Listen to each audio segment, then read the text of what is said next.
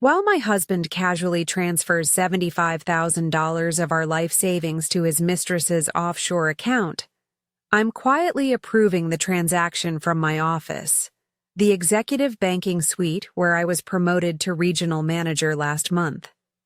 As he books their secret getaway to Bali using our joint line of credit, I'm authorizing the loan extension he'll desperately need once I freeze our shared assets. He has no idea that his ambitious, financially naive wife has been overseeing every suspicious transaction he's made for the past 3 months. Before we jump back in, tell us where you're tuning in from, and if this story touches you, make sure you're subscribed, because tomorrow I've saved something extra special for you. My name is Olivia Reeves, and 6 months ago, my life was exactly what my husband Michael wanted it to be. Predictable, controlled, and safely in his shadow. For 8 years of marriage, I played the role he expected. The supportive wife who handled our social calendar while he, a successful investment broker, managed our finances with what he called his superior financial acumen. What Michael failed to remember was that before we met, I had nearly completed my MBA in finance.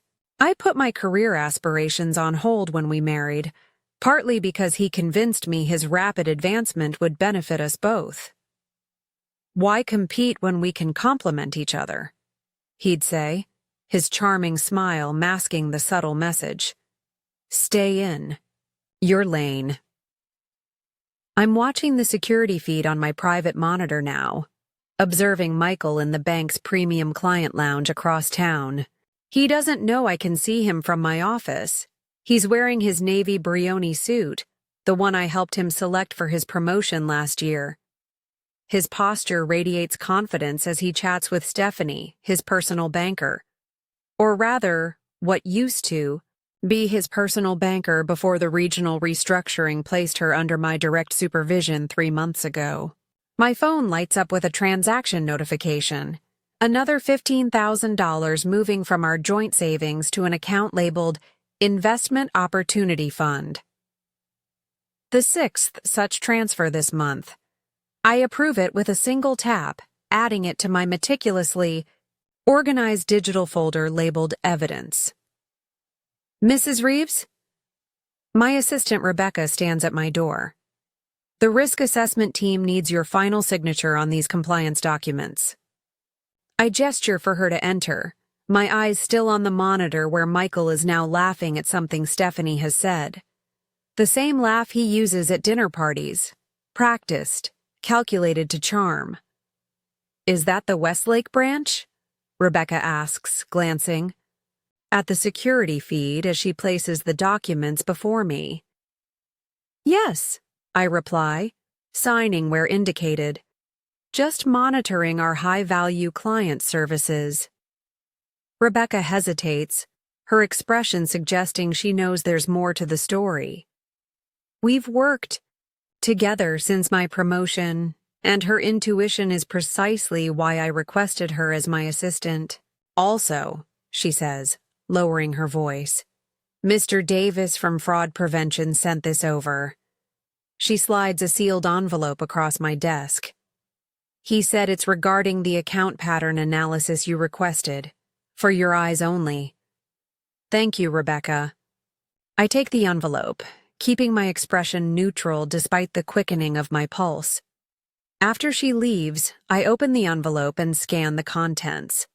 A comprehensive analysis of transaction patterns between our joint accounts and a series of new accounts opened in the past year.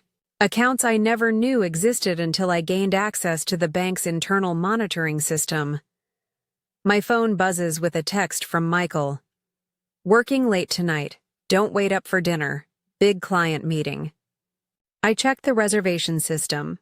Michael has booked a table for 2 at Maison Azur, the exclusive French restaurant where we celebrated our anniversary last year. Only this time, the reservation notes request the intimate corner table with a view of the garden. "Our anniversary table." I text back, "No problem. I have a late meeting too. Good luck with your client. Then I pull up another screen on my computer, a tracking app I installed on our shared tablet. The one Michael thinks I only use for online shopping and recipe browsing.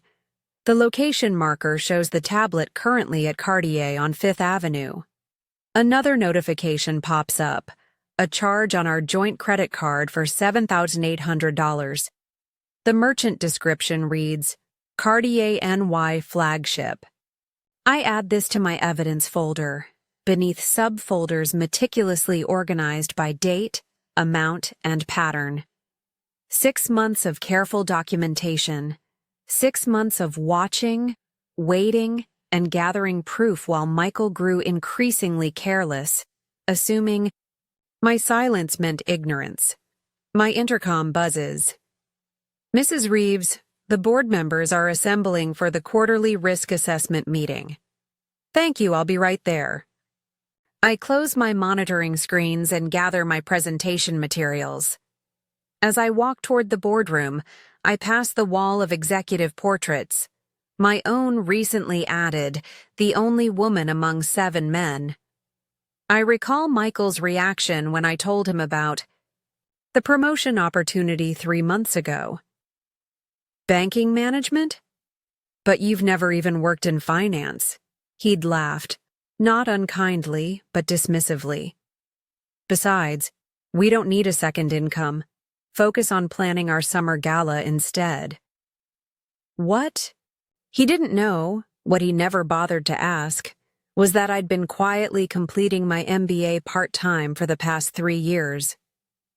That I'd been building relationships with key banking executives while hosting the dinner parties he thought were merely social obligations.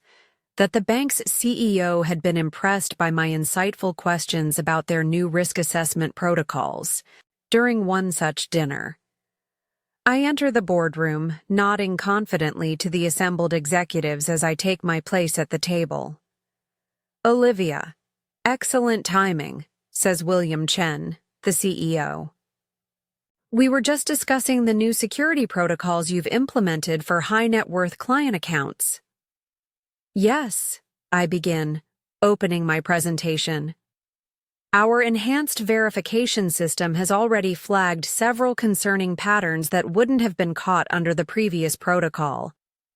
As I walk the board through the improvements, I think about how these same security measures allowed me to discover Michael's financial infidelity, both literal and figurative, the transfers to unknown accounts, the credit card charges at jewelry, stores and luxury hotels, the steadily increasing withdrawals from our retirement savings. After the meeting, William pulls me aside. Impressive work, Olivia. The board is thoroughly convinced your division is in excellent hands. Thank you, William. I believe transparency and careful monitoring are essential to maintaining integrity in our operations. He nods appreciatively. By the way, I saw Michael last week at the Madison Club. He mentioned you two might not make the charity gala next month? I maintain my professional smile, though this is news to me. Did he? We're still finalizing our calendar. I'll be sure to update you soon. Back in my office, I check the Madison Club's membership records, another perk of my new position. Michael had signed in last Thursday with a guest. The visitor log shows a Veronica Winters as his guest, the same name attached to one of the accounts receiving regular transfers from our joint savings. My phone buzzes again. Another text from Michael. Meeting running long. Might have to crash at the West Side apartment tonight. Preparing and narrating this story took us a lot of time, so if you are enjoying it, subscribe to our channel. It means a lot to us. Now back to the story. The West Side apartment, a small property we'd purchased as an investment 3 years ago. A property I hadn't visited in months, though the utility bills showed consistent usage. I reply, no problem. I have early meetings tomorrow anyway.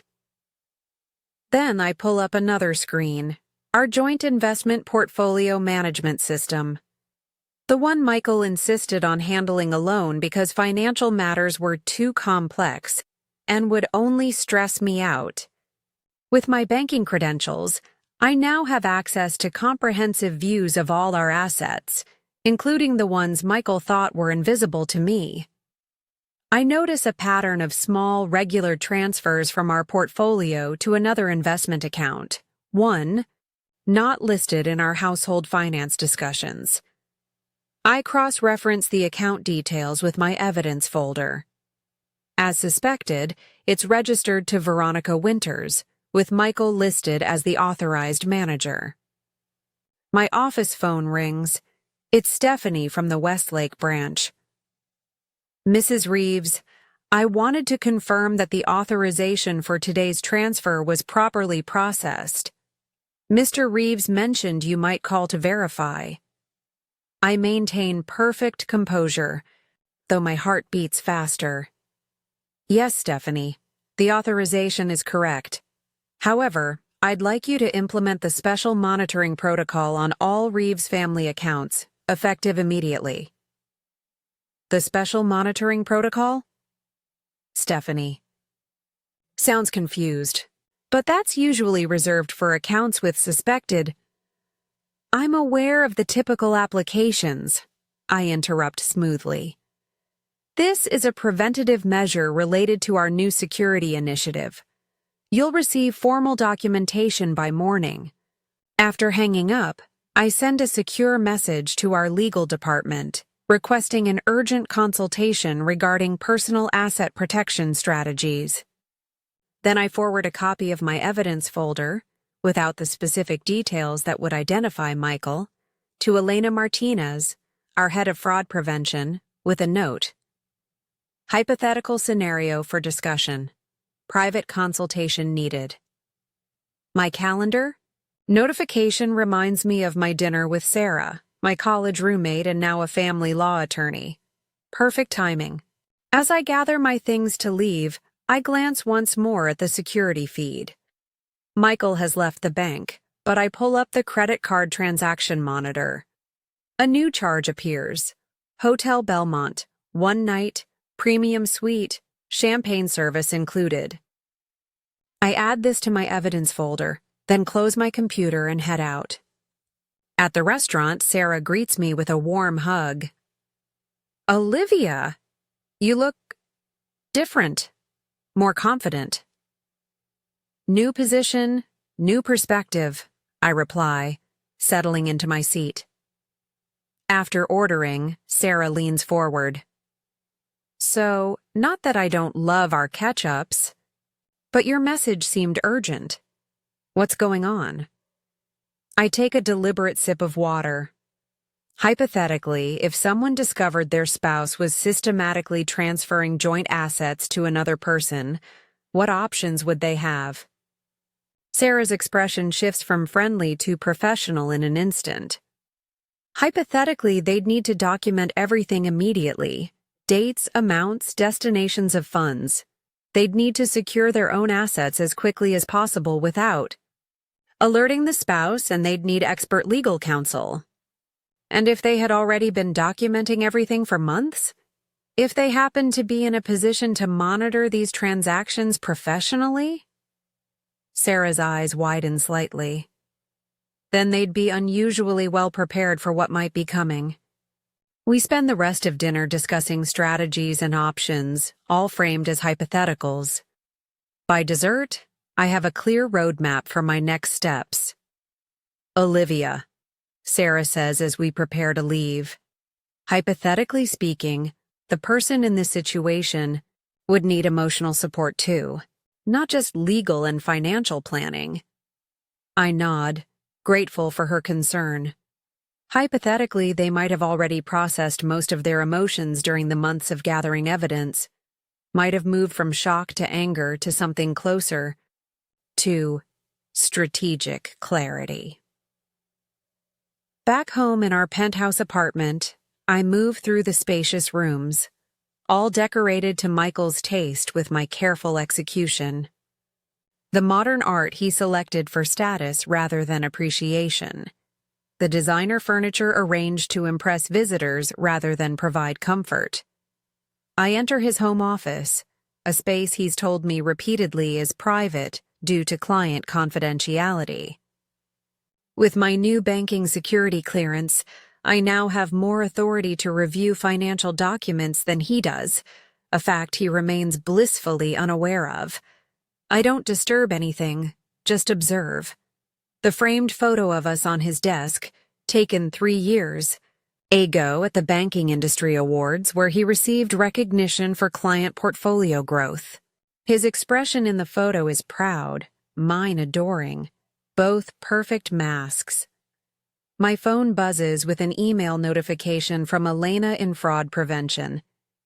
Available for private consultation tomorrow, 7:30 a.m., Secure Conference Room B.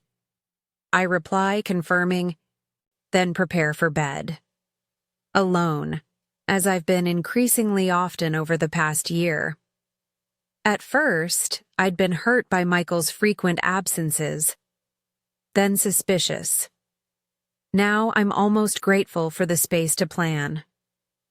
Morning comes, and I'm up early, dressed impeccably in a charcoal Armani suit, purchased with my own new salary, not our joint account. A small but significant change in my personal finances that Michael hasn't noticed, too absorbed in his own deceptions. I arrive at the bank before most of the staff, meeting Elena in the designated secure room. "This is an unusual request," she begins after the pleasantries. "Your hypothetical scenario raises several red flags that would typically trigger an automatic fraud investigation." Exactly why I wanted to consult privately first, I explain. The situation requires delicate handling. Elena reviews my organized evidence. These patterns are textbook financial infidelity, the regular transfers increasing in frequency and amount, the parallel accounts, the authorized user designations. She looks up at me, her expression professional but compassionate. In my experience, this behavior doesn't improve without intervention. What would be the standard protocol if such activity were officially reported? I ask. Immediate account freezing pending investigation. Notification to all parties on jointly held assets. Potential criminal charges if certain thresholds are crossed. She pauses. But there are less nuclear options if the goal is asset protection rather than punitive action. We spend the next hour outlining a strategic approach that would secure my financial position while creating a controlled environment for the inevitable confrontation. As I leave the meeting, my phone buzzes with a text from Michael. "Just landed back in town. Successful client meeting. Taking you to dinner tonight to celebrate. That little Italian place you like." 7 p.m.? The little Italian place is where we had our first date. A calculated choice on his part, no doubt intended to maintain the status quo of our marriage while he continues his parallel life. I text back, "Sounds perfect. Can't wait to hear about your meeting."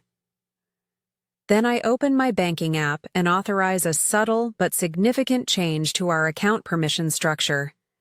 Nothing that would alert Michael immediately, but a shift that gives me unilateral control over any transactions exceeding $10,000 from our joint accounts. At my desk, I review the upcoming schedule. The regional banking executives meeting is next week, the one where I'll be officially introducing the new security protocols to all branch managers, including Stephanie from Michael's preferred branch. The timing couldn't be more perfect. Rebecca knocks lightly on my door. "Mrs. Reeves, your 9:30 is here. The representative from the Asset Protection Division." "Send them in, please." For the next hour, I discuss various asset protection strategies, framing everything as enhancements to our client services. Only Rebecca, with her perceptive intuition, gives me a knowing glance as she brings in coffee for the meeting. After the meeting, I call Sarah. I need to expedite those documents we discussed. How quickly can they be prepared? I can have them ready by tomorrow afternoon, she replies. Are you sure about the timing? Absolutely, I say, watching my monitor as Michael enters the bank's main branch across town. Everything is proceeding exactly as expected. I turn to my computer and pull up the transaction monitoring system. Right on cue, a request appears for a wire transfer of $50,000 from our joint investment account to an offshore account in the Cayman Islands. The same offshore account that's received 5 similar transfers in the past 2 months.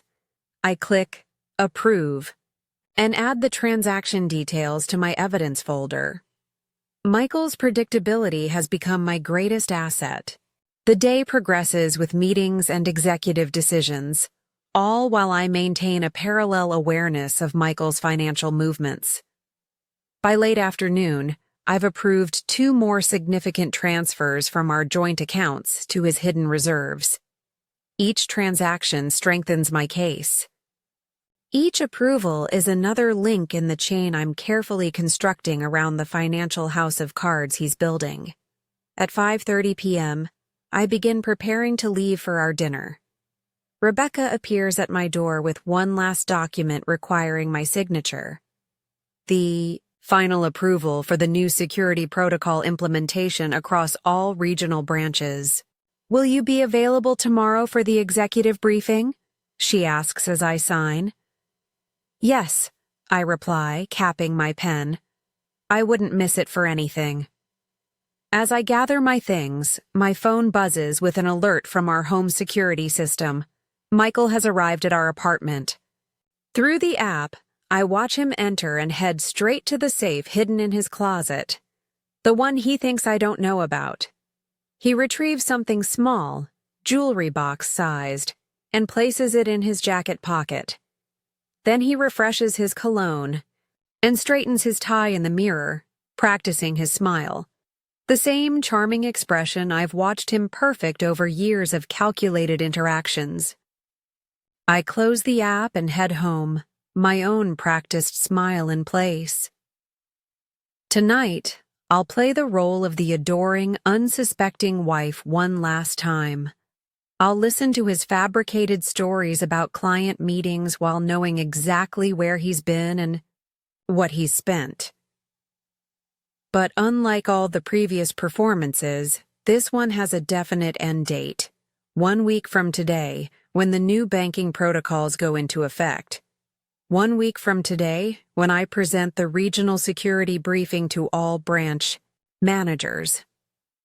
1 week from today, when Michael discovers that the financial world he thought he controlled has been quietly watching his every move. And at the center of that watching world stands his wife. No longer the financial novice he dismissed, but the banking executive with her hand poised directly above the red button marked Fraud Alert. I arrive at our building, greeting the eye. Doorman with a warm smile. Good evening, Thomas. Is my husband home? Yes, Mrs. Reeves. He arrived about 30 minutes ago, Thomas replies, his expression carefully neutral. I've always suspected he knows more about Michael's comings and goings than he lets on. As I ride the elevator to our penthouse, I mentally prepare for the evening ahead. One last performance before the curtain rises on the truth. When I enter, Michael greets me with a kiss on the cheek.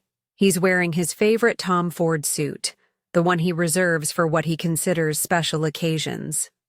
The small jewelry box shapes his right pocket, just as I observed on the security feed. You look beautiful, he says, his eyes appreciative but distracted. He checks his watch, a subtle but telling gesture. Thank you, I reply, setting down my designer handbag, the one with my banking security badge and executive key card hidden in the inner pocket. Let me just freshen up before we go. In our bedroom, I change into a dress Michael bought me last Christmas. A calculated choice on my part. I apply fresh makeup, covering any trace of the tension I feel with practiced ease. As I prepare, I notice a new text message on Michael's iPad, which he's carelessly left synchronized with the bedroom display screen. Can't wait to see you tomorrow. V. I take a quick photo of the message with my phone before it disappears from the screen, adding it to my growing collection of evidence. When I emerge, Michael has poured himself a scotch, his typical pre-dinner ritual when nervous. Celebrating already? I ask lightly. Just a small toast to good news, he replies, raising his glass. To successful ventures and new beginnings. If only he knew how prophetic those words would soon become, though not in the way he intends. To new beginnings, I echo, my smile never wavering. The Italian restaurant buzzes with ambient conversation as I sit across from Michael watching him perform his role of devoted husband. He ordered my favorite wine, reminisced about our first date at this very restaurant, and is now explaining his latest investment strategy with rehearsed enthusiasm. Every gesture, every smile, every thoughtful touch of his hand against mine is part of an elaborate performance, one I've finally learned to see through. The Williams account is really taking off, he explains, swirling his wine. That's why I've been moving some of our portfolio around, creating opportunities. I smile and nod, mentally cataloging another lie to add to my evidence folder. There is no Williams account. I've already verified this through the bank's client database. It sounds exciting, I reply, taking a measured sip of my Cabernet. You've always had such vision for our financial future. The irony of my statement isn't lost on me. For years, I believed in his financial expertise, trusted his decisions, and suppressed my own knowledge to maintain the harmony he insisted was crucial to our marriage. The perfect wife who never questioned, never challenged, never disrupted. His carefully constructed reality. Speaking of our future, Michael continues, reaching into his jacket pocket, I wanted to give you something. He produces the small Cartier box I'd tracked earlier today and slides it across the table. With practiced delight, I open it to reveal a platinum bracelet studded with diamonds.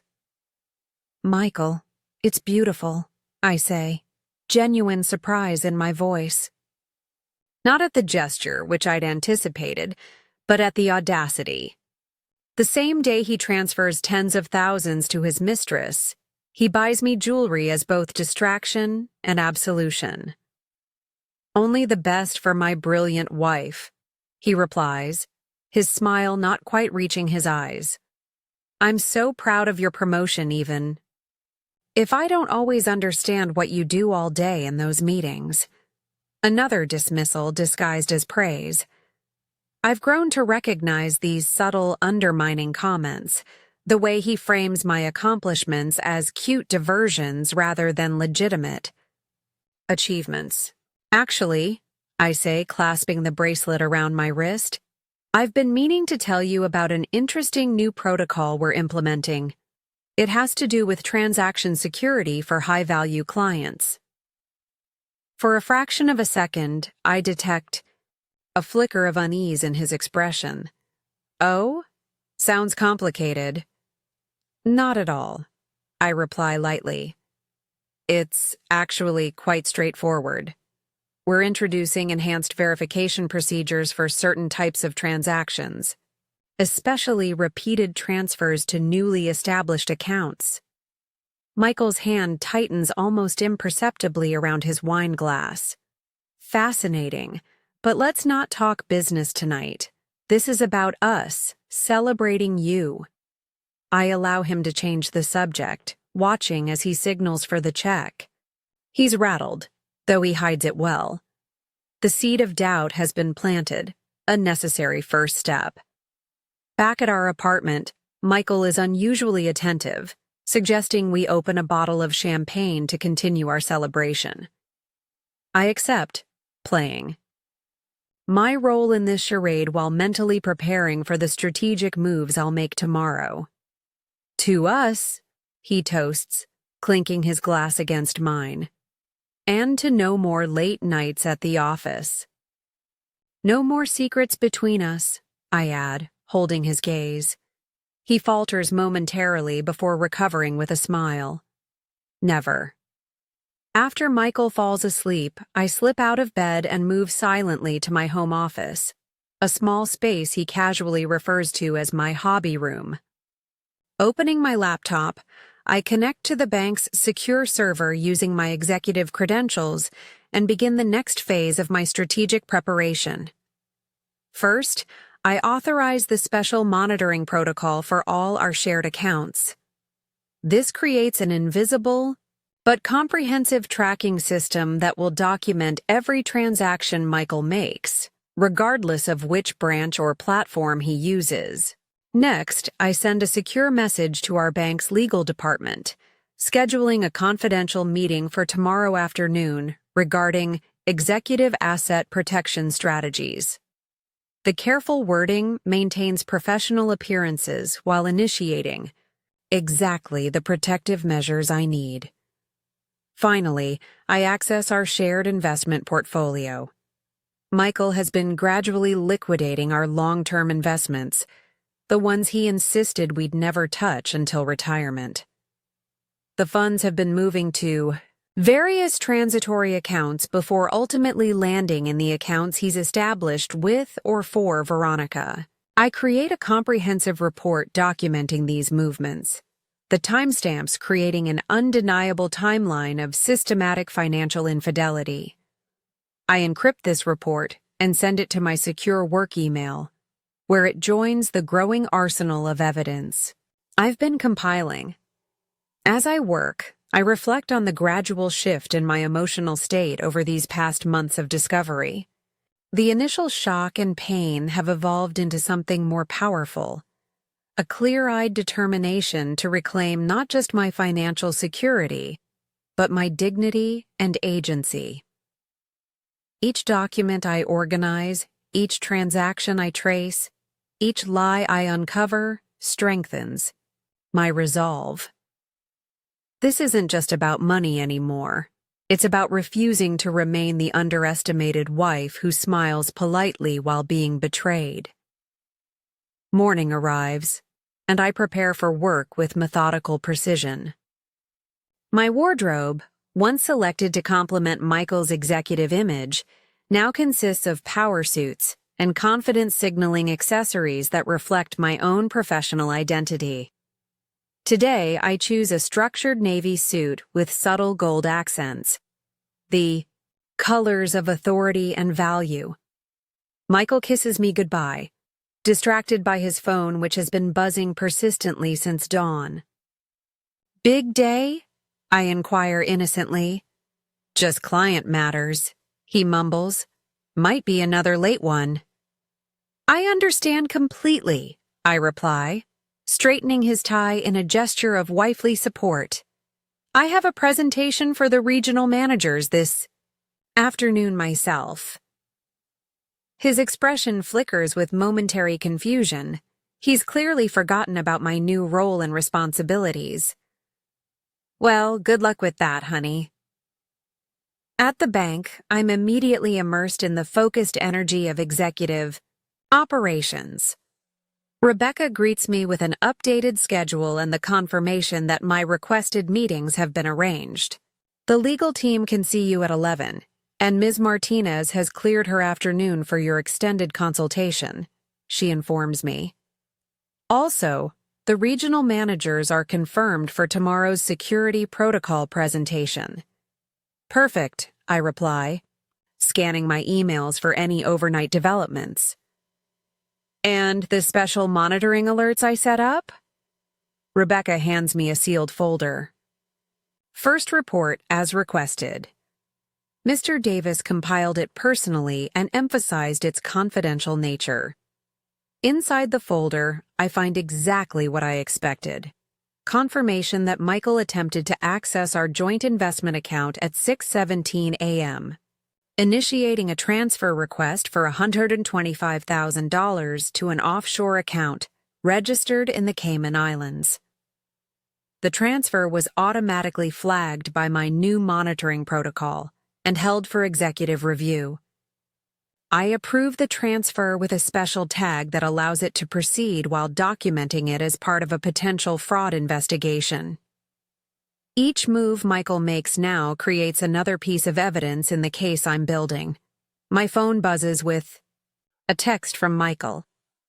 Need to transfer some funds for the Westbrook development. Might get flagged because of the amount. Can you make sure it goes through? I marvel at his strategy, using partial truth as cover for deception. The Westbrook development exists, but the transfer has nothing to do with it. Already approved. I text back. New security system might generate some paperwork. Nothing to worry about. His reply comes immediately. You're the best. Dinner tomorrow night? That new sushi place you mentioned? Another calculated move, making future plans to establish normalcy and dispel any potential suspicions. Sounds perfect, I respond, adding another link to the chain of documented deception. At 11 Haas, I meet with Philip Harmon from the legal department, an experienced corporate attorney who specializes in asset protection.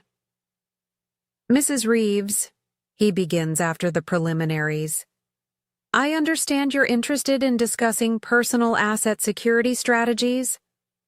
Yes, I reply, sliding across a folder containing selected documentation of my situation, with identifying details temporarily redacted. I'm exploring options for protecting assets in situations where one party may be acting against the interests of shared financial holdings. Philip reviews the materials, his expression remaining professionally neutral despite the clear implications of what he's seeing. I see, he says carefully. This presents several interesting legal questions. You're in a somewhat unique position given your role at the bank, which is precisely why I need to ensure everything is handled with absolute propriety, I respond. I want to protect relevant assets while maintaining complete professional integrity. For the next hour, we discuss various strategies, legal frameworks that would allow me to secure my financial position without compromising my banking responsibilities. The dual role of wife and banking executive creates complex ethical considerations, but Philip outlines a clear path forward. Given the pattern established in these documents, he concludes, you have multiple grounds for asset freezing under our financial protection protocols. Everything can be handled through proper channels with appropriate oversight. And the timing? I ask, thinking of tomorrow's regional security presentation. As soon as the new verification protocols are officially implemented, Philip confirms, the documentation would trigger an automatic review under those guidelines. I leave the meeting with a clear legal strategy, adding another layer to my preparation. Next is my appointment with Elena Martinez in fraud prevention, the final piece in my carefully constructed puzzle. Elena's office is a testament to methodical organization much like my own. She reviews the completed fraud analysis report with professional thoroughness. The pattern is unambiguous, she states, highlighting key transactions on her screen. Systematic movement of funds, escalating withdrawal amounts, parallel account structures, textbook financial concealment. And if this were officially reported? I ask, though I already know the answer. Immediate freeze on all involved accounts pending investigation, she confirms. Given the dollar amounts involved, potential criminal referral would be mandatory under banking regulations. We discuss implementation specifics, particularly how the new security protocols I'm introducing tomorrow will interact with cases like mine. Elena provides detailed guidance on documentation requirements and procedural steps. Everything must be handled with absolute procedural correctness, she emphasizes, especially given your position and the personal nature of the accounts involved. Of course, I agree. Professional integrity is paramount. As I leave Elena's office, my phone buzzes with a bank alert notification. Michael has just visited the Westlake branch in person, requesting a cashier's check for $30,000 from our joint savings account. The transaction has been processed as requested but flagged in my monitoring system. I pull up the branch security, footage on my executive portal, and watch as Michael chats comfortably with Stephanie, his personal banker. His body language conveys complete confidence, the assurance of a man who believes he's fully in control of his financial world. Little does he know that this very transaction is being automatically added to the evidence file building in our secure system, time-stamped and documented as part of the pattern Elena has just analyzed. Back in my office, I review the final presentation for tomorrow's regional manager meeting. Each slide outlines components of the new security protocol, procedures, designed to catch exactly the kind of behavior Michael has been engaging in for months. Rebecca enters with afternoon reports and a cup of tea. Everything on schedule for tomorrow's presentation? Perfectly, I reply, signing the final authorization for the security protocol implementation. Is the Westlake branch manager confirmed? To attend? Stephanie Reynolds? Yes, confirmed this morning. I allow myself a small smile. Excellent. I believe this new protocol will be quite eye-opening for some of our team members. As the workday concludes, I receive one final alert. Michael has made dinner reservations at La Mer, an exclusive seafood restaurant known for its privacy and discretion. The reservation is for two, under the name Winters, rather than Reeves. I add this to my documentation, then send a message to Sarah updating her on my progress. Her response is immediate and supportive. Everything in place on my end. Documents ready when you need them. The pieces are all arranged, ready for tomorrow's carefully orchestrated revelation. That evening, I return to an empty apartment, Michael's. Late meeting, providing me with valuable time to finalize my personal preparations. I access our home safe, retrieving important documents and securing them in a portfolio that will remain in my office at the bank. I also pack a small overnight bag with essentials, which I place in my car trunk, not because I intend to leave, but because strategic preparation includes contingency planning for all scenarios. When Michael returned shortly before midnight, he's clearly surprised to find me still awake, reviewing documents at the kitchen counter. "Working late?"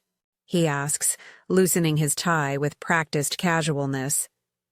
The faint scent of unfamiliar perfume clings to his suit jacket. "Just preparing for tomorrow's presentation," I reply. Regional security protocol implementation, quite significant for the bank. "Sounds riveting," he says with the dismissive tone he reserves for my career achievements. "Don't stay up too late. Beauty sleep matters." "Actually," I say, closing my laptop, "this new protocol is fascinating. It's designed to identify patterns of financial misconduct that traditional systems might miss.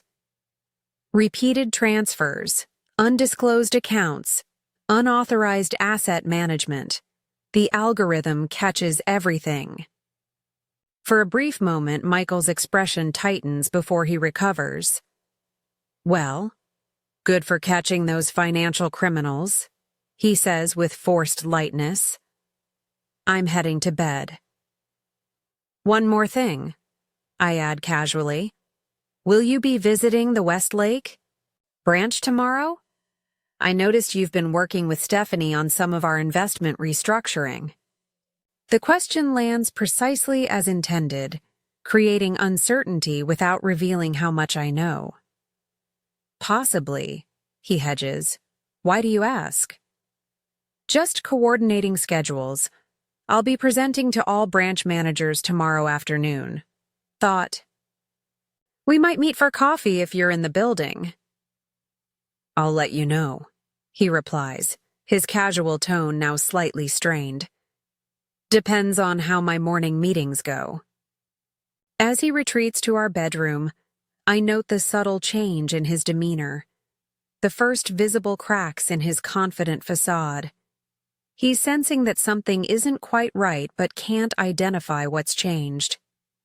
Morning comes, and Michael is unusually attentive, bringing me coffee in bed and asking detailed questions about my day ahead.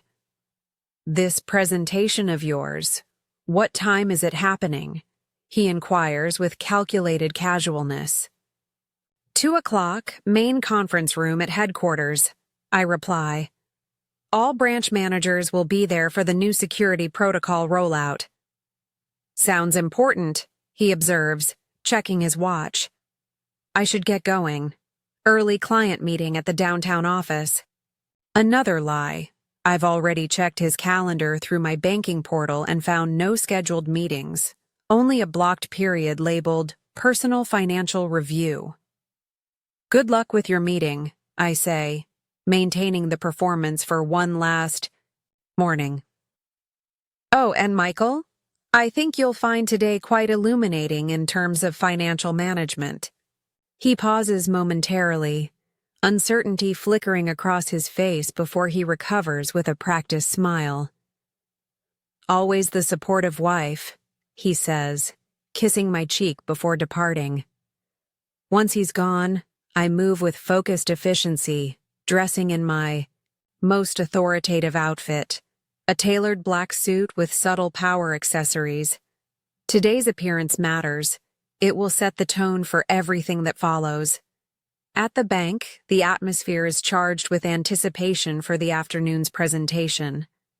The new security protocol represents a significant advancement in our fraud prevention capabilities, and the regional managers are eager to learn the implementation details.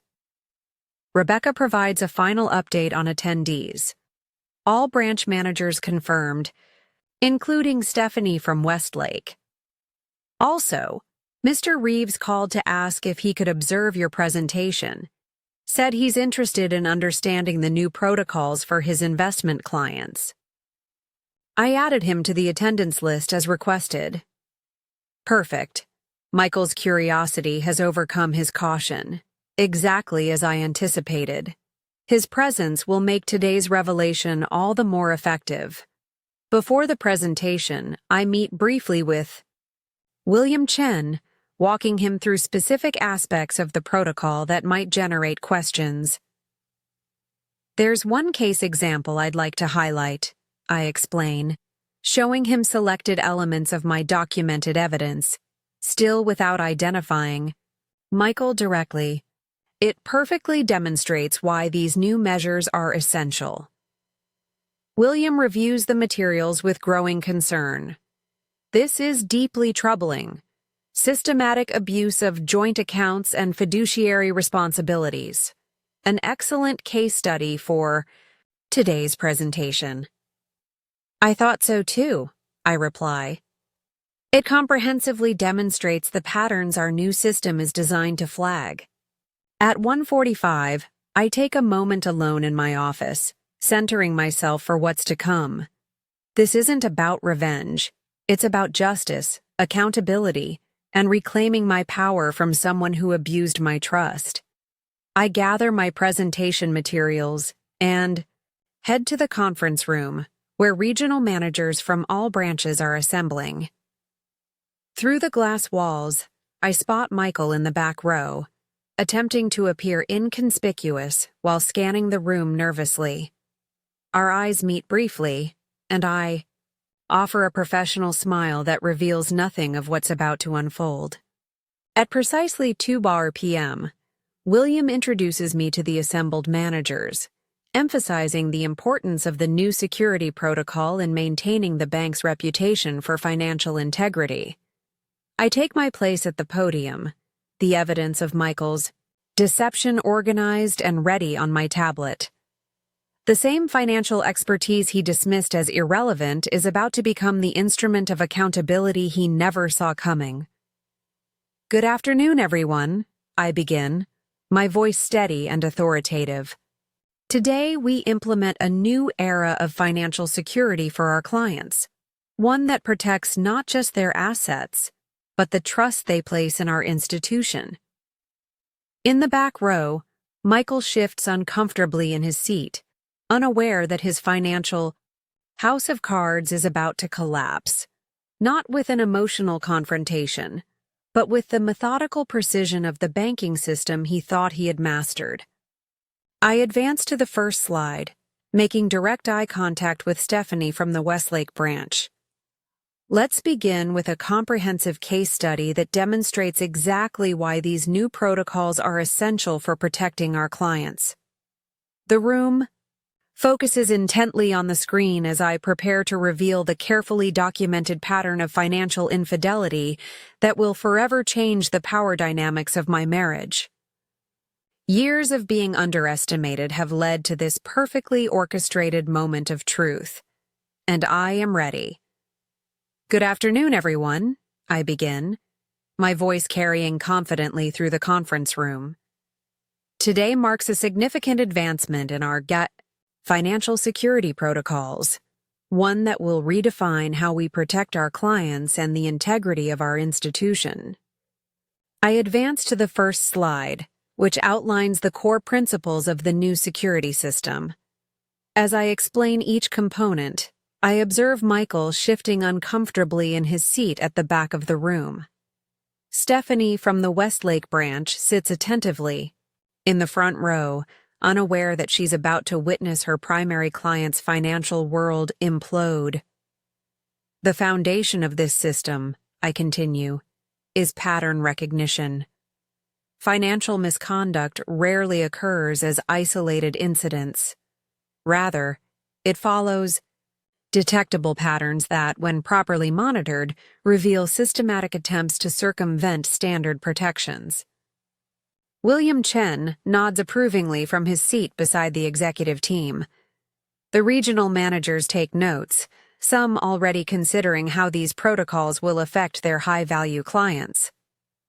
To demonstrate the effectiveness of this system, I'd like to present a comprehensive case study, one that exemplifies exactly why these new measures are essential. I tap my tablet, and the screen behind me transforms to display a sanitized but detailed version of the evidence I've gathered. Account numbers are partially redacted, names temporarily obscured, but the pattern of transactions is unmistakable.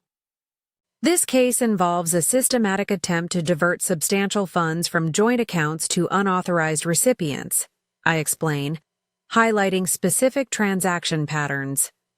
Note the escalating frequency and amounts over time, a classic indication of growing confidence in the deception.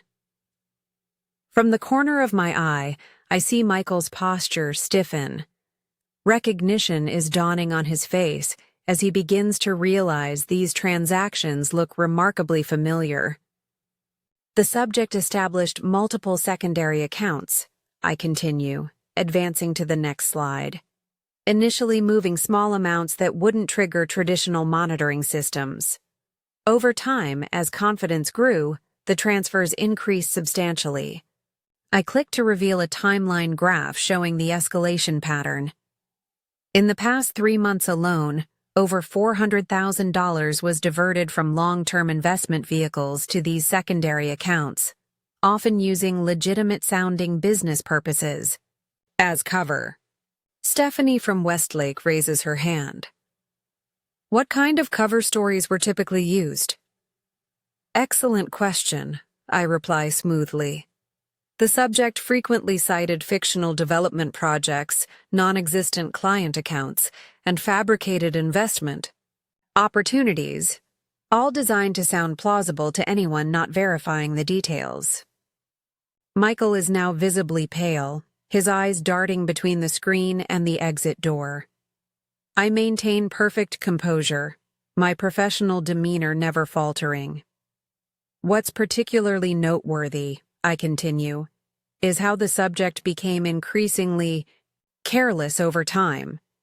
Early transfers were carefully disguised, while recent transactions showed minimal attempt at concealment, a pattern consistent with the psychological profile of someone who believes they won't be caught. William leans forward, genuinely impressed with the presentation. And our new system flagged this pattern automatically? Indeed, I confirm. The pattern recognition algorithms identified the irregularities within days of implementation, despite the subject's attempts to operate through different branches and platforms. I advance to the next slide, which shows the destination of the diverted funds, still with identifying details obscured. The majority of these funds were ultimately channeled to accounts belonging to this individual. I indicate a silhouette icon representing Veronica Winters, with transactions often coinciding with significant purchases of luxury goods and property investments. Michael abruptly stands, attempting to leave discreetly. Before he can reach the door, I continue speaking. What makes this case particularly relevant to today's discussion is the position of trust held by the primary account holder, I say, my voice remaining professional but now carrying an undeniable edge of authority. Michael freezes mid-step as I click to the next slide. When we implement our new verification protocol effective today at 3 p.m., all similar patterns will trigger immediate protective measures, including temporary asset freezing pending full investigation. The room's attention is now divided between my presentation and Michael's obvious discomfort. Stephanie from Westlake is beginning to make the connection, her eyes widening as she glances back and forth between Michael and the transaction patterns on screen. For demonstration purposes, I continue with unwavering composure. I'd like to show how the system would handle this specific case in real time. I tap my tablet, and the large screen splits to display a live view of our banking system's administrative interface. With your permission, Mr. Chen, I'll initialize a simulation using this case's actual data. William nods his approval, unaware that what I'm about to demonstrate is far from a simulation. System initialization confirmed, I announce as the screens display the account monitoring dashboard. Identifying primary account structures now. The system begins highlighting accounts on screen. Our joint checking account, savings account, investment portfolio, and retirement funds, all labeled with account numbers that Michael would instantly recognize. His face drains of color as he realizes what's happening. This is no theoretical demonstration. This is his financial life being systematically exposed before his colleagues and banking professionals. Pattern analysis engaged, I continue, my voice steady as the system highlights the transfer patterns in real time. Note how the algorithm immediately identifies the suspicious frequency of transfers to these external accounts.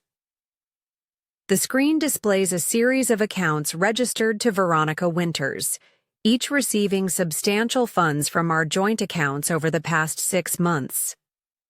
Beside each transfer, the system flags the discrepancies between stated purposes and actual uses. The system is now cross-referencing transaction purposes with verified business entities, I explain, as the screen displays the results.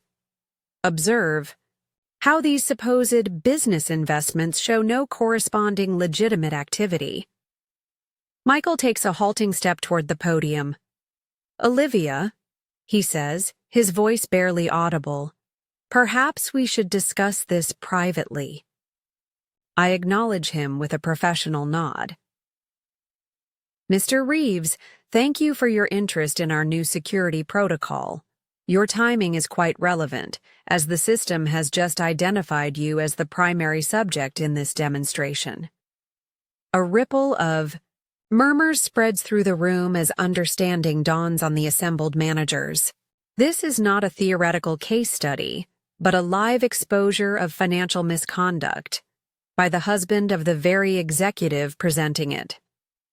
As you can see, I continue, addressing the room rather than Michael directly, when such patterns are identified, the system automatically initiates protective protocols. On the screen, a notification appears. Alert, suspicious pattern confirmed, initiating account protection measures. Effective immediately, I explain to the stunned audience. All affected accounts are placed under enhanced monitoring. Any further attempts to transfer funds will require additional verification and executive approval. Michael's face contorts, with a mixture of shock, anger, and dawning fear. You can't do this, he hisses, approaching the podium. Those are our joint accounts.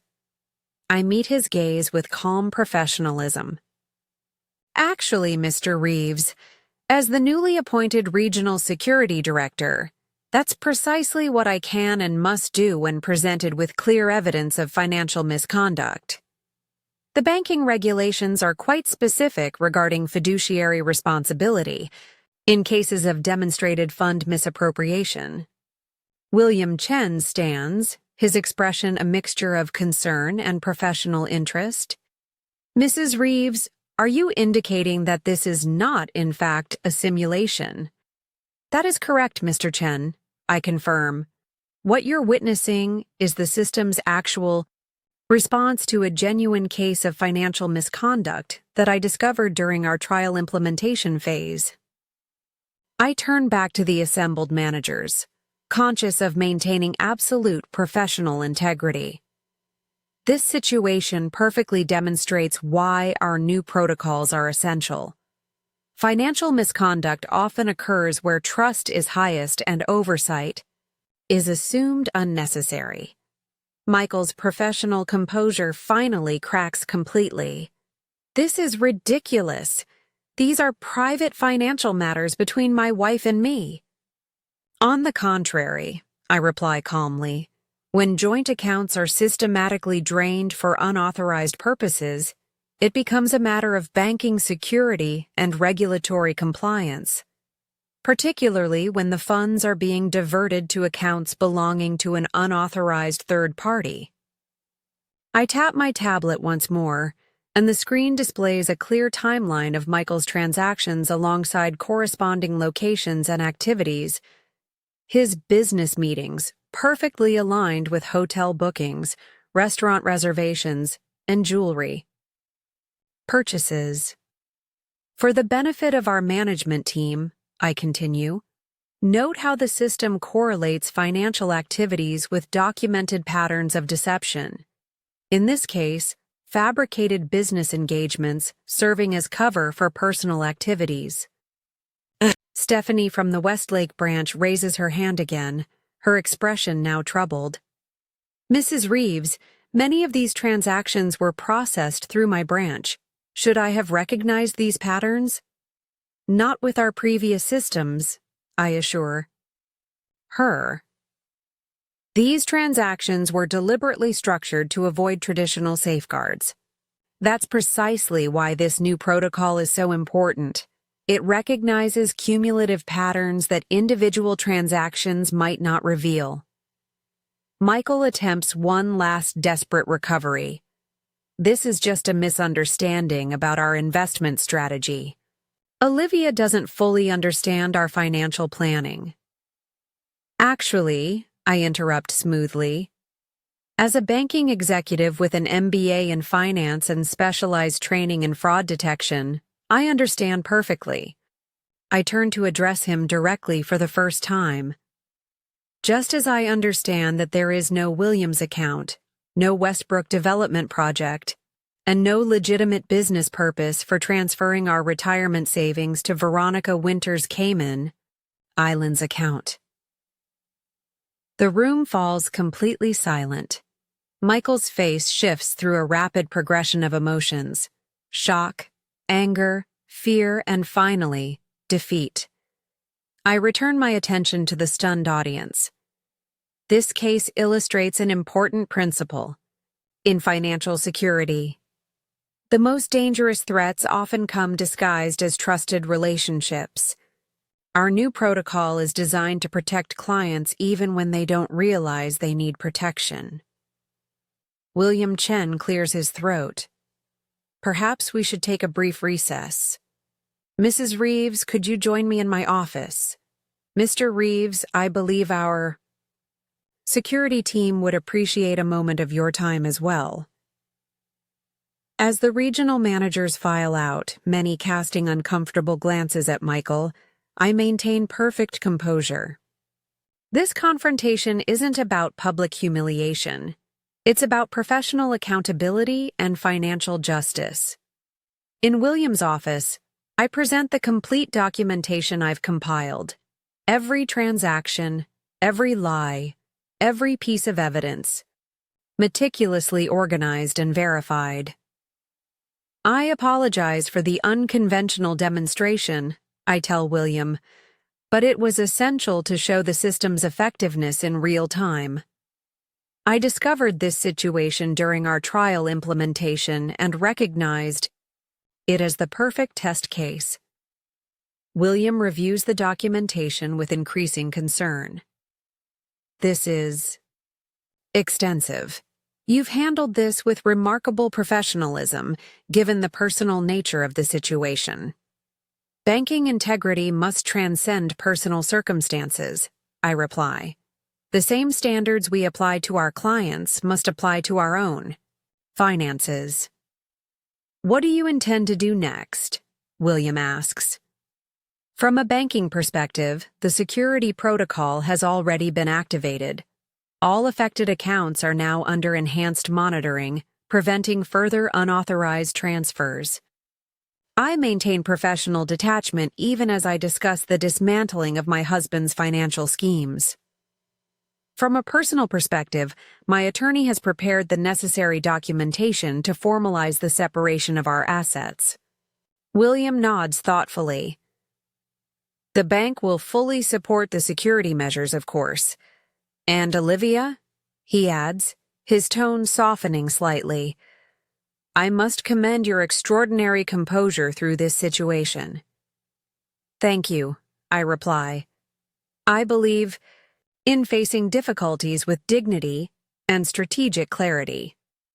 As we conclude our discussion, William's assistant informs us that Michael is waiting in the conference room with the security team. Would you prefer that I handle this conversation? William offers. No, I respond firmly. I'll address the situation directly. Professional accountability is essential to our banking culture. I should exemplify that principle myself. Walking back to the conference room, I reflect on how dramatically my circumstances have changed in just 3 months. From the underestimated wife to the executive holding the financial power. From silently observing deception to strategically exposing it. Michael sits alone at the conference table, his earlier confidence entirely evaporated. The security team stands discreetly by the door, ensuring the conversation remains civil. How long have you known? He asks as I take a seat across from him. 3 months, I reply calmly, since my promotion gave me access to the comprehensive transaction records. And you've been tracking everything since then? Planning this? Ambush? I've been documenting systematic financial misconduct, I correct him. Today's presentation was simply the implementation of necessary security protocols. The timing was determined by the bank's schedule, not personal considerations. Oh, he attempts anger, but it falls flat against my professional composure. You could have confronted me privately. This public exposure was the natural consequence of your actions intersecting with my professional responsibilities. I finish. For him. The new security protocol would have flagged these patterns regardless. The only unusual element was that I recognized the accounts involved. What happens now? He asks, deflated. From a banking perspective, all affected accounts are under enhanced security monitoring. Any further transactions will require additional verification to ensure they serve legitimate purposes. I slide a folder across the table, the legal document Sarah prepared. From a personal perspective, these papers will formalize the separation of our finances and initiate divorce proceedings based on documented financial misconduct. Michael stares at the folder without opening it. Just like that? 8 years of marriage ends with a banking presentation and legal papers? No, I reply with quiet dignity. 8 years of marriage ended each time you chose to transfer our savings to your mistress. Each time you lied about business meetings while booking hotel rooms. Each time you dismissed my financial understanding while systematically undermining our shared security. I stand, maintaining the professional demeanor that has become my strength. The security team will escort you from the building once you've reviewed those documents. Your personal belongings from my office have been packed and will be delivered to your downtown apartment, the one you purchased in Veronica's name using our retirement funds. His head snaps up. You know about the apartment too? I know everything, Michael. That's what happens when you underestimate someone with access to the entire banking system. As I prepare to leave, he makes one last attempt to regain control. You'll regret this public spectacle. My clients, my reputation. Your clients' accounts are secure, I assure him. In fact, they'll benefit from the same enhanced protections now safeguarding our former joint assets. As for your reputation, I allow a small, measured pause. Perhaps this can be a valuable lesson in professional integrity. I exit the conference room with my head held high, leaving Michael to confront the consequences of his actions. The bank security team will ensure he leaves without incident, while the legal documents will set in motion the formal dissolution of our marriage. Back in my office, Rebecca awaits with updates from the regional managers. Despite the dramatic revelation, the focus has remained primarily on the impressive capabilities of the new security protocol. The branch managers are quite impressed with the system's detection abilities, she reports. Several have already requested early implementation at their locations. Excellent, I reply. Please schedule follow-up sessions for next week to address any implementation questions. And Rebecca, I add, thank you for your discretion throughout this situation. She nods with professional understanding. Of course, Mrs. Reeves, your handling of this difficult circumstance has been inspirational. As the afternoon progresses, I receive a message from Sarah confirming that the legal proceedings have been officially initiated.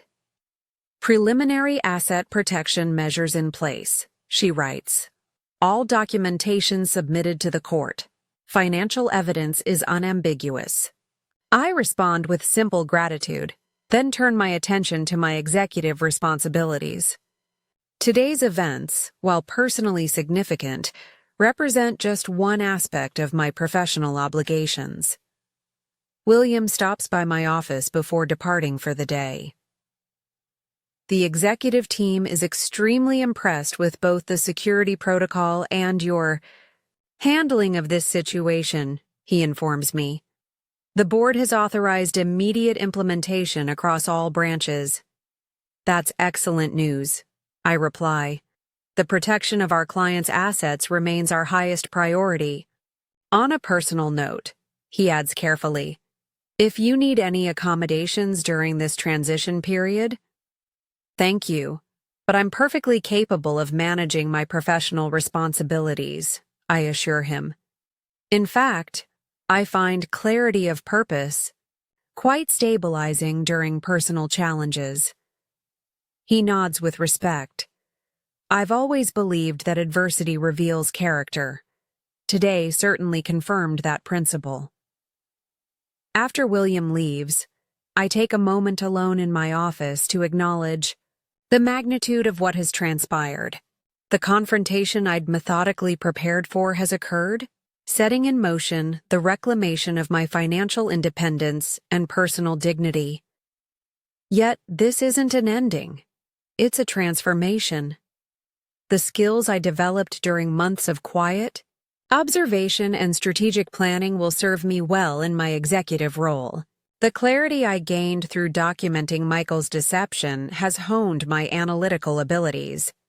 Even the composure I maintained during today's revelation demonstrates leadership qualities that transcend this specific situation. My phone buzzes with a notification. The security system at our penthouse shows Michael arriving to collect some personal items. Through the app, I watch as he moves through the space that was once our shared home. His movements hesitant and uncertain without the confidence that previously defined him. I feel no satisfaction in his distress, only a calm certainty that justice has been appropriately served. This wasn't about revenge, but about restoring proper balance, financial, professional, and personal. As evening approaches, I complete my remaining work obligations before preparing to leave. Rebecca has arranged for a security escort to my targi, a standard protocol given the day's events, though I feel no particular concern for my safety.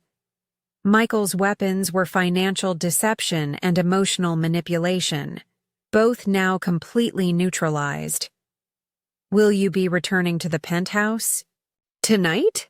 Rebecca asks as she helps gather my materials. Yes, I reply with certainty. It's my home, legally and emotionally. I won't be displaced by circumstances I didn't create. The drive home gives me time to reflect on the profound shift in dynamics that today represents. For years, Michael controlled our financial narrative, dismissing my knowledge and undermining my confidence.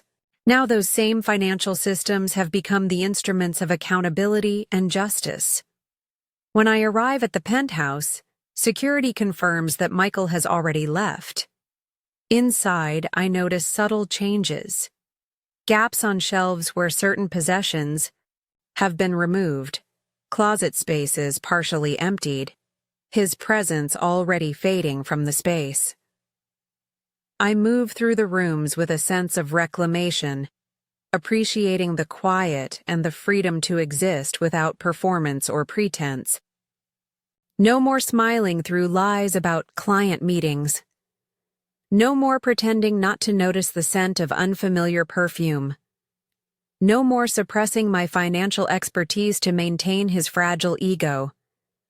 My phone buzzes with multiple notifications, concerned, messages from friends who've heard rumors about today's events, alerts from the banking system showing Michael's unsuccessful attempts to access frozen accounts, a formal communication from his attorney requesting an amicable discussion of terms.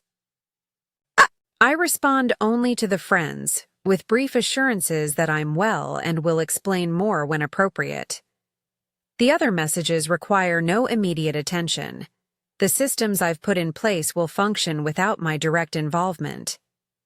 Later that evening, as I prepare for bed in the peaceful solitude of the penthouse, my phone rings with a call from an unknown number.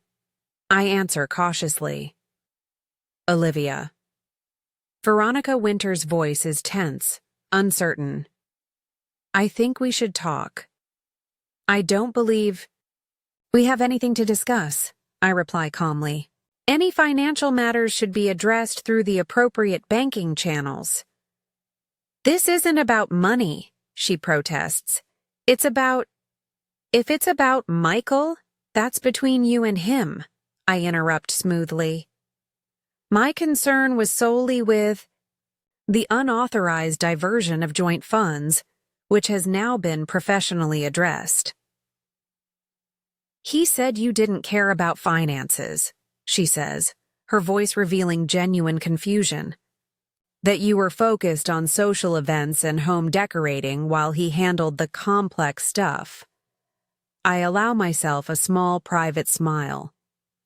Clearly, there were many misconceptions. I'll leave you to reconsider yours, just as Michael is now reconsidering. As years after ending the call, I reflect on the profound irony of the situation. Michael's careful construction of me as the financially naive wife ultimately created the perfect blind spot for my investigation. His dismissal of my capabilities became the very thing that allowed me to document his deception undetected. Tomorrow will bring new developments, of course. There will be legal proceedings, financial negotiations, and professional adjustments. The formal dissolution of our marriage will proceed through established channels, with each asset and liability properly addressed. But tonight, in this moment of transition between what was and what will be, I recognize the powerful truth that has emerged from this difficult experience. Sometimes being underestimated is not a limitation, but an opportunity, a chance to observe, to learn, and ultimately to transform apparent vulnerability into extraordinary strength.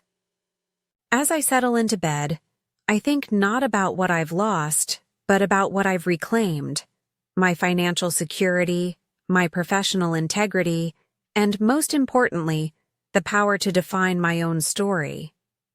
The banking executive who was once dismissed as a trophy wife has proven to be the most formidable financial strategist in the room, and that, perhaps, is the most valuable asset of all. Morning arrives with a clarity that feels almost symbolic. Bright sunshine streaming through windows I've opened fully for the first time in months. No need to maintain the perfect temperature Michael preferred. No concern about disturbing his sleep with too much light. Small freedoms that represent much larger ones. I dress with deliberate care, choosing a suit that projects confidence and authority. Today will bring new challenges as news of yesterday's events circulates through professional and social circles.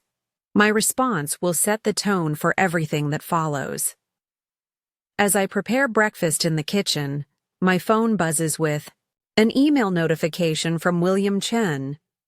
Emergency executive meeting, 8:30 a.m. Your presence requested. I arrive at the bank with time to spare, preparing mentally for whatever this meeting might entail.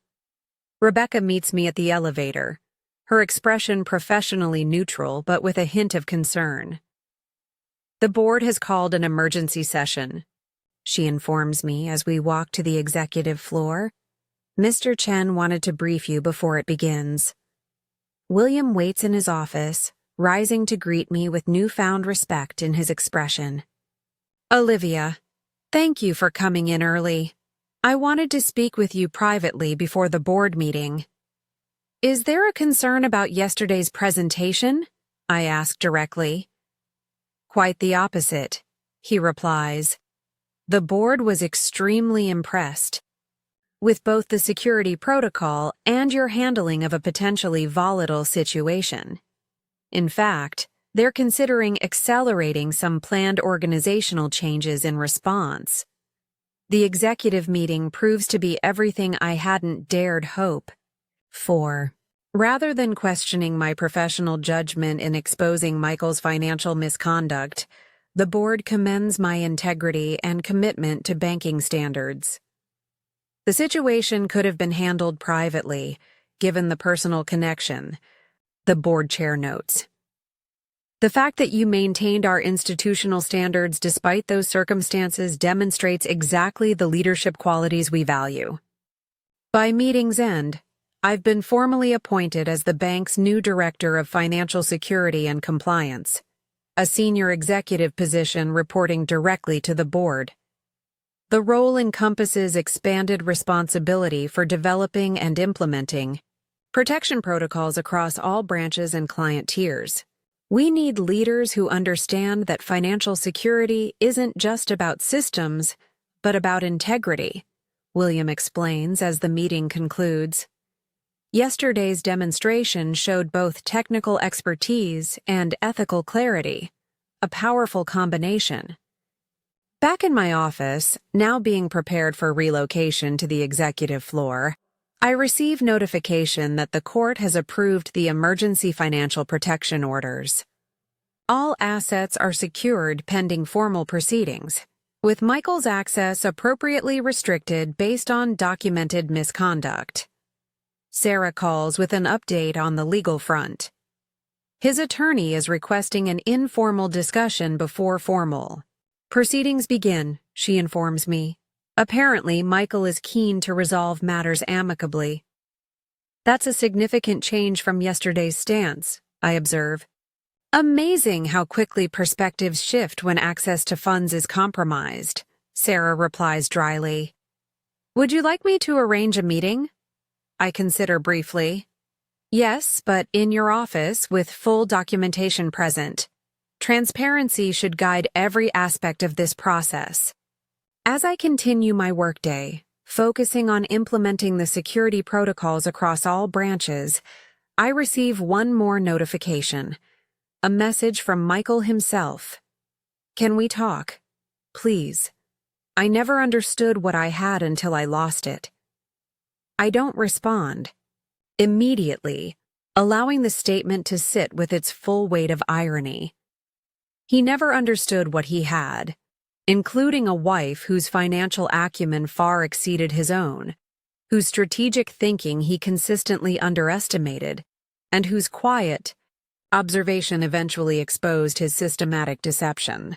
In that moment of reflection, I recognize the profound transformation this experience has created, not just in my circumstances, but in my fundamental understanding of power and agency.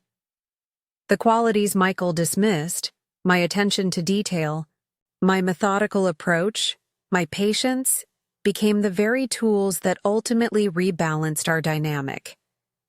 I finally respond with simple clarity. All communication should proceed through appropriate channels: legal representatives for personal matters, banking professionals for financial concerns. Setting down my phone, I turn my attention to the expanded responsibilities of my new role. Yesterday marked the end of one chapter, but today represents the beginning of something far more significant: a professional future built on reclaimed confidence and hard-won wisdom. The underestimated wife has emerged as a financial leader, transforming apparent vulnerability into extraordinary strength. And in that transformation lies a powerful truth. Sometimes the quietest person in the room isn't powerless.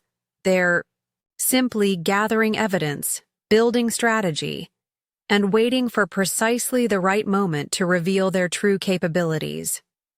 3 months have passed since that pivotal presentation day when everything changed. The morning sunlight streams through the windows of my new corner office on the executive floor, illuminating the awards and certifications that now adorn my walls. The most recent edition, Financial Security Innovation Award, recognizes the transformative impact of the protection protocol that simultaneously saved our clients' assets and revolutionized my own life. I review the quarterly report on my desk with quiet satisfaction. The security measures I implemented have already protected over $50 million in client assets from various forms of financial misconduct. Beyond the numbers, each figure represents real people whose financial security has been preserved, families protected from the devastation I almost experienced myself. My intercom buzzes. Ms. Chen, your 9:30 appointment has arrived, Rebecca announces, using my restored maiden name that I reclaimed after the divorce was finalized last month. Thank you, Rebecca. Please show them in. The door opens to reveal a couple in their 60s, the Harrisons, clients whose retirement funds were saved by our new security system when their financial advisor attempted to divert their investments into high-risk ventures that would have generated massive commissions for him while endangering their financial future. Ms. Chen, Mr. Harrison begins as they take seats across from me, we wanted to thank you personally. Your system caught what we never would have seen until it was too late. Mrs. Harrison nods, emotion evident in her expression. 40 years of savings, our entire retirement. We trusted him completely. That's precisely why these protections are so important, I explain. Trust is valuable, but verification ensures that trust isn't misplaced. We spend the next hour discussing enhanced security measures for their accounts. As they leave, Mrs. Harrison squeezes my hand warmly. You've given us peace of mind. That's priceless. These meetings have become my favorite part of my expanded role. Beyond the executive responsibility, beyond the industry recognition, these personal connections remind me why the work matters. After they leave, I review my calendar for the remainder of the day. The afternoon includes a presentation to new bank executives about identifying warning signs of financial misconduct. My experiences have become a powerful educational tool, transforming personal challenge into professional wisdom. Rebecca appears at my door again. Mr. Chen asked if you have a moment before the executive lunch. Of course. William enters carrying a financial magazine. Have you seen this yet? You're featured in their Women Transforming Finance cover story. I take the magazine, seeing my professional portrait alongside the headline, Olivia Chen. How one woman's insight created a banking security revolution. They're calling your protocol the most significant advancement in personal financial security in a decade, William notes with evident pride. The board is thrilled with the industry recognition and the resulting influx of high-value clients seeking our enhanced protections. The recognition is gratifying, I acknowledge, but the real reward is in the results. Everyday clients who never make headlines, but whose financial security is preserved. William nods appreciatively.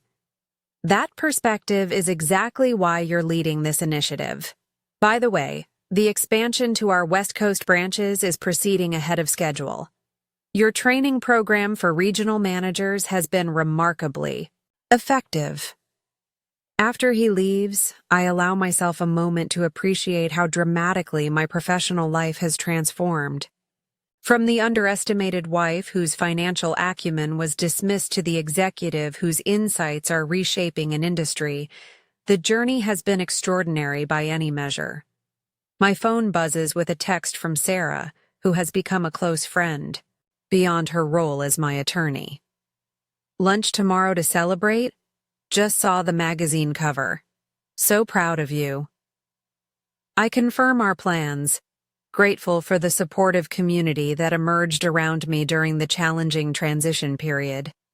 Sarah, Elena from Fraud Prevention, and several other professional women formed an informal network that provided both practical support and emotional solidarity when I needed it most. My desk phone rings. It's Patricia from the legal department. Ms. Chen, I wanted to update you on the Educational Foundation. The paperwork is complete, and the Financial Literacy for Women initiative can launch next month as planned.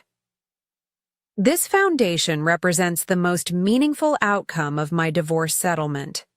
Rather than pursuing punitive damages against Michael, I negotiated for a substantial portion of our recovered assets to fund educational programs teaching financial literacy and independence to women from all backgrounds. Transforming the instruments of betrayal into tools for empowerment felt like perfect poetic justice. That's excellent news, I reply. Please schedule the planning meeting for next week. I want to be directly involved in shaping the curriculum. As I prepare for the executive lunch, my phone shows an incoming email from an unfamiliar address. The subject line reads, "A long overdue apology." I hesitate before opening it, immediately recognizing Michael's writing style. Olivia. After months of reflection, I'm finally writing the words I should have said that day in the conference room. I'm sorry. Not just for the financial betrayal, but for years of underestimating and undermining you. You deserved a partner who recognized your brilliance, not one who felt threatened by it. I've been following your professional success from afar. The recognition you're receiving is well-deserved and long overdue. The financial security protocol you developed is genuinely revolutionary. I've experienced its effectiveness from the other side, as my new bank has implemented similar measures based on your model. This isn't an attempt to reconnect. You've made it abundantly clear that chapter is closed, and rightly so. This is simply an acknowledgement of truth that I've been avoiding. You were always the financial visionary in our relationship, and my insecurity led me to hide that fact, even from myself. The financial literacy foundation you're establishing will help countless women avoid the vulnerability I tried to create for you. There's a powerful symmetry in that outcome that isn't lost on me. Michael. I close the email without responding. His acknowledgement changes nothing about the past, but confirms everything about my present path. The qualities he once diminished, my analytical thinking, my methodical approach, my financial insight, have become the foundation of a career that impacts thousands of lives positively. My executive assistant appears at the door. "Ready for the lunch, Ms. Chen? The car is waiting." The executive dining room at the prestigious Madison Club, once Michael's exclusive domain where I was merely an occasional decorative presence, now welcomes me as a recognized financial leader. As I enter, several industry executives approach to discuss the security protocol that has generated so much attention. "We're implementing a version of your system at our institution," the CEO of a major investment firm tells me. "Your insights about pattern recognition in trusted relationships have applications well beyond traditional banking." The most devastating financial predators are often those closest to the assets, I observe. Traditional security focuses on external threats while overlooking internal vulnerabilities. Throughout lunch, I find myself sharing lessons from my experience without revealing the personal details. Each insight that now shapes my professional expertise was purchased through difficult personal revelation. A high price that now yields valuable dividends. After lunch, I return to the office for my presentation to new executives. Looking out at the assembled faces, particularly the women who make up nearly half the group, a significant improvement from 3 years ago, I feel a responsibility to transform my experience into actionable wisdom. Financial security isn't just about sophisticated algorithms, I begin. It's about recognizing that vulnerability often exists where trust is highest. The most effective protection combines technological solutions with human insight. For the next hour, I guide them through case studies drawn from our security system's findings, including anonymized elements of my own experience. Each example illustrates not just the mechanics of financial misconduct, but the psychological patterns that enable it, the gradual escalation, the testing of boundaries, the exploitation of trust. The most powerful lesson from these cases, I conclude, is that financial security requires both systematic protections and personal empowerment. Technology can identify suspicious patterns, but human awareness prevents vulnerability in the first place. After the presentation, a young female executive approaches me.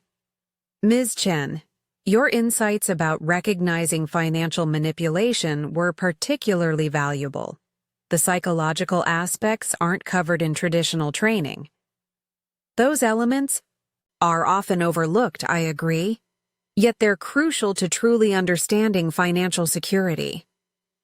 Would you consider mentoring me? She asks directly. Your career path is exactly what I aspire to achieve. I study her for a moment, recognizing the determined intelligence in her expression. I'd be happy to. My assistant will arrange a regular meeting time. This exchange has become increasingly common as my professional visibility has grown.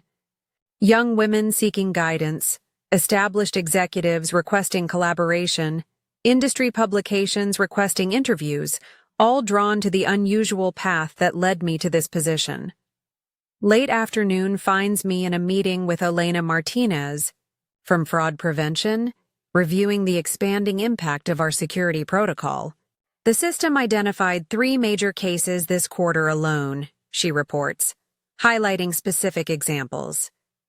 In each instance, the pattern recognition flagged concerning transactions before significant losses occurred. What's the total protected amount? I ask. Over 30 million in this quarter, she replies. But the human impact is even more significant. Behind those numbers are families whose financial security was preserved. That's always the true measure of success, I agree. After the meeting, as the workday draws to a close, I take a moment alone in my office. The window offers a sweeping view of the financial district, the same skyline I once viewed as a backdrop to Michael's world rather than my own domain. Now these buildings, these institutions, these systems are integral to my professional identity. My phone buzzes with a news alert. Financial Industry Awards announces nominees. Olivia Chen's security protocol named Innovation of the Year. I allow myself a moment of quiet satisfaction, not in the recognition itself but in what it represents. The transformation of personal adversity into professional purpose. The security system born from my own experience now protects thousands of others from similar vulnerability. Rebecca appears at my door. Your car is ready whenever you'd like to leave, Ms. Chen. Thank you, Rebecca. I'll be heading out shortly.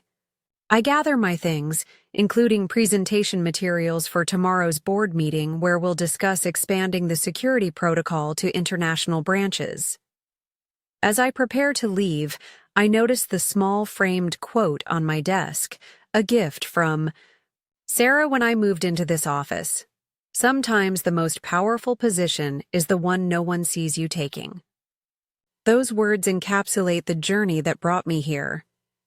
The underestimated wife whose financial monitoring was dismissed as naive curiosity. The quiet observer whose meticulous documentation was mistaken for ignorance. The strategic thinker whose patience was interpreted as passivity. The elevator descends to the main lobby, where my driver waits to take me to my new home, a modern apartment in a secure building that I selected for myself, decorated according to my own preferences, rather than someone else's expectations. Another small but significant aspect of reclaiming my independent identity. During the drive, I review notes for tomorrow's Financial Literacy Foundation meeting. The curriculum we're developing focuses on both practical skills and psychological awareness, teaching women not just how to manage money, but how to recognize and resist financial manipulation. We've arrived, Ms. Chen, my driver announces, as we pull up to my building. Inside my apartment, I change from my executive suit into comfortable clothes, pouring a glass of wine before settling onto my balcony with the financial magazine featuring my cover story. The article traces my professional rise with admirable accuracy, though it necessarily omits the personal catalyst that accelerated my journey. My phone rings. It's Elena with an urgent update. The system just flagged a significant pattern. At the Westside branch, multiple accounts showing concerning transaction sequences. Initiate the protection protocol, I instruct. I'll review the data remotely. I open my secure laptop, accessing the flagged accounts through our encrypted system. The pattern is immediately apparent. A financial advisor gradually moving client funds through increasingly complex channels, ultimately directing them toward personal investments. Classic misconduct pattern, I confirm to Elena. Freeze the eye. Affected accounts pending full investigation. Schedule interviews with all involved parties for tomorrow morning. After ending the call, I reflect on the symmetry of the situation. The same system that exposed Michael's financial betrayal continues to identify similar patterns, each intervention preventing someone else from experiencing what I endured. The painful lessons of my past have become protective wisdom for countless others. My doorbell rings unexpectedly. Through the security camera, I see Sarah holding what appears to be dinner and champagne. Surprise celebration, she announces when I open the door. I saw 3 different industry publications featuring your security protocol today. This calls for immediate recognition. Over dinner, we discuss the rapidly expanding impact of the security system and the upcoming launch of the Financial Literacy Foundation. Do you ever think about where you'd be if you hadn't discovered Michael's deception? Sarah asks thoughtfully. Occasionally, I admit. I'd likely still be playing the role of supportive wife while he systematically undermined our financial security.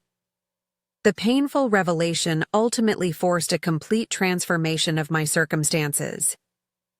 From underestimated wife to industry innovator, Sarah observes, raising her glass, to turning betrayal into brilliance. Later that evening, after Sarah leaves, I receive an unexpected call from William Chen. Olivia, I apologize for the late hour, but I wanted to share some news before tomorrow's meeting.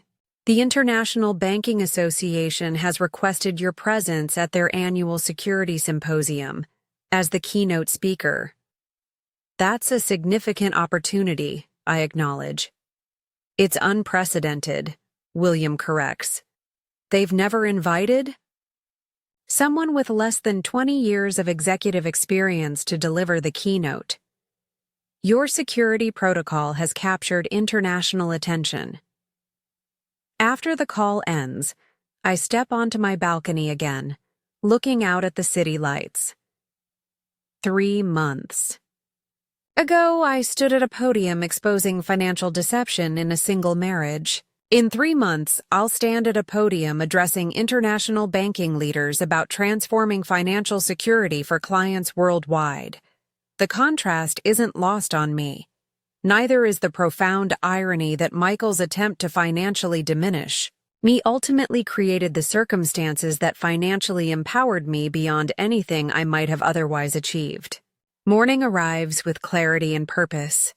I dress in a tailored suit that projects confidence and authority, no longer dressing to complement someone else's image, but to reinforce my own professional identity. At the office, Rebecca greets me with an updated schedule. The investigation team is ready for your briefing on yesterday's security flag. Also, the Foundation Committee will meet at 11, and the board has requested your presentation be expanded to include the international implementation strategy. My day unfolds with focused productivity, leading the investigation into the newly identified financial misconduct, finalizing plans for the Financial Literacy Foundation, preparing for the international expansion of the security protocol. Each Activity connects to the central purpose that now defines my professional life, transforming my hard-won insights into protection for others. During the foundation meeting, I review the curriculum developed for women of various backgrounds and circumstances. The program must address both practical skills and psychological awareness, I emphasize to the educational team. Financial independence requires not just knowledge of how money works, but recognition of how financial manipulation operates. One team member asks, "How do we teach women to recognize manipulation without creating paranoia about financial relationships?" Through empowerment, not fear, I explain. We teach verification as a normal part of financial health, just like regular medical checkups. Trust is valuable, but verification ensures that trust is well placed. After the meeting, I notice a news alert on my phone about Veronica Winters. According to the brief article, she's written a self-published memoir titled The Other Woman's Awakening: How I Discovered I Was Being Used Financially and Emotionally. I find myself smiling at the irony. The woman who participated in depleting my joint savings has apparently experienced her own financial awakening. The cycle of lessons continues, each person potentially transforming their experience into wisdom, if they choose to learn from it. The afternoon includes my presentation to the board about international implementation of the security protocol. The projections indicate potential protection of billions in assets across global markets once fully deployed. The fundamental patterns of financial misconduct are remarkably consistent across cultures, I explained to the assembled board members. The specific techniques may vary, but the underlying psychology, the gradual testing of boundaries, the exploitation of trust, the creation of complexity to obscure misconduct, remains constant.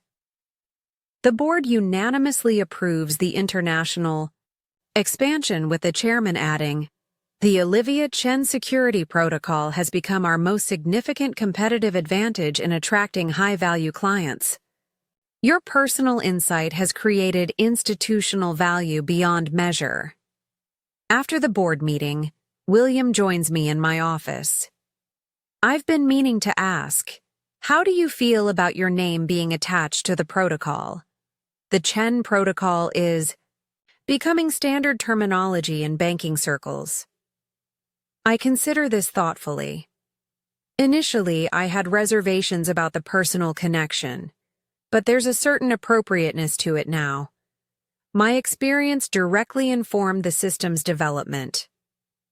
Attaching my name acknowledges that personal insight can create professional innovation. "Well said," William replies. "Your journey from personal adversity to industry leadership has been remarkable to witness." As the workday concludes, I receive one final notification. The Financial Literacy Foundation has secured its first major corporate sponsorship, tripling our initial budget for educational programs. The accompanying note from the sponsor specifically cites the inspiring leadership of Olivia Chen as a primary motivation for their support. I gather my things, reflecting on the profound transformation of the past 3 months. From the carefully orchestrated revelation in that conference room to international recognition of the security protocol, each step building on the one before it, creating a path I could never have anticipated. In the elevator descending to the lobby, I recall something my grandmother once told me. Sometimes what seems like the end of your story is actually just the beginning of a much better one. How right she was. What appeared to be the devastating conclusion of my marriage became the transformative beginning of an entirely new chapter. One where previously undervalued qualities became recognized strengths, where painful lessons became protective wisdom, where personal betrayal became professional purpose. Outside, The evening air carries the promise of early spring, a fitting metaphor for this season of renewal and growth in my life. My driver holds the car door as I settle into the comfortable leather seat. "Home, Ms. Chen?" he asks. "Yes," I reply with quiet certainty. "Home." As the car merges into traffic, I open my calendar to review tomorrow's schedule. Meetings about expanding the security protocol, planning sessions for the Financial Literacy Foundation, interviews with financial publications about industry, innovation. Each activity connects to the central purpose that now defines my life, transforming hard-won personal insight into protection and empowerment for others.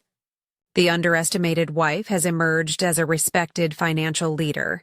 The dismissed financial knowledge has become recognized expertise, and the painful exposure of betrayal has transformed into a system that prevents countless others from experiencing similar vulnerability. In that transformation lies perhaps the most valuable lesson of all. Sometimes being underestimated isn't a limitation, but an opportunity. A chance to observe, to learn, and ultimately to reveal capabilities that others never suspected you possessed. And in that revelation lies not just personal vindication, but the potential to create lasting positive change, turning private pain into public purpose, personal adversity into professional innovation, and individual insight into institutional impact. The most powerful position, indeed, is sometimes the one no one sees you taking, until the moment you reveal not just what you know, but how you intend to use that knowledge to transform the world around you. Up next, you've got 2 more standout stories right on your screen. If this one hit the mark, you won't want to pass these up. Just click and check them out. And don't forget to subscribe and turn on the notification bell so you don't miss any upload from us.